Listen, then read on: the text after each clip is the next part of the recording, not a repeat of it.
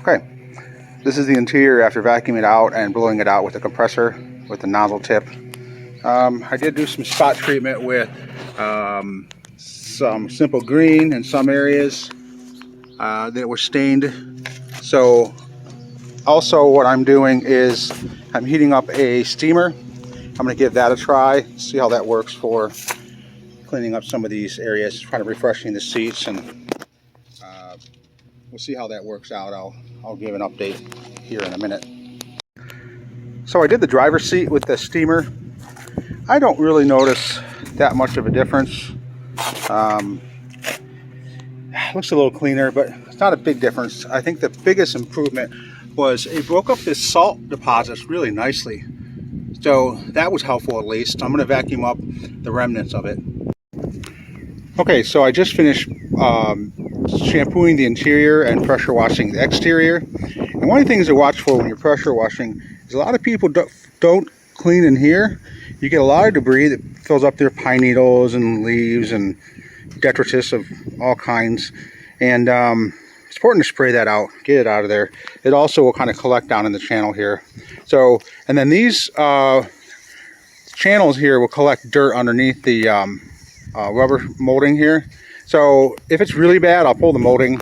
And to pull the molding, you just kind of push it up on both ends. It'll kind of rise up in the center. It's a keyed slot. It'll pop out. Then you can clean out from underneath it. I didn't get any gunk out of this, so I didn't pull it. So yeah, in addition to the pressure washing the outside, I did do the interior with the shampooer. It already looked a lot better. It's going to need to dry before we can really see how much difference it made. But overall, I'm happy with the way it looks so far. I feel like a lot of the stains were removed. And it's not a perfect interior. This thing has 300,000 miles on it, so there's going to be some wear and tear, but at least we can make it as clean as possible.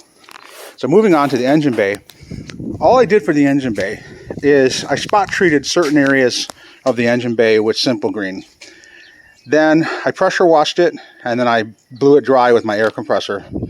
So one thing to note, and I had this happen, I actually got simple green in the serpentine belt area. I got it on an alternator belt, and that alternator started to squeal afterwards. Those are sealed bearings. Somehow the simple green got in there and it ruined the bearings. So I never put simple green near the rotating components. Just keep it away from it. If you do put simple green near it, shoot your jet this way so that none of the simple green's coming towards your components.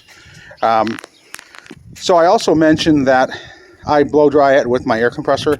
There's a couple of reasons for that. One is it'll help dislodge any of the loose debris that's still present. It'll dry it because you don't want this stuff to stay wet, especially Hondas. The hardware tends to rust. But the third reason is I'm going to apply some vinyl dressing. I like Aerospace 303, and it works well when it's dry and not so well when it's wet. So those are my three reasons. It looks pretty good already. I can't wait to see how it looks once I have put the vinyl dressing on there. Okay, so here we are. I've applied vinyl dressing to everything. Anything that's black gets vinyl dressing. And if you can't reach something, try and reach it anyway. So I do try to reach down, get every hose, every bit of rubber, every bit of black plastic, and really try to coat everything. This isn't just beautification. The Aerospace 303 will prolong the life of the rubber hoses, keeps them from cracking. They will last longer, and as an added bonus, it looks nice. It's like pretty good for about a half hour's work for the whole engine bay.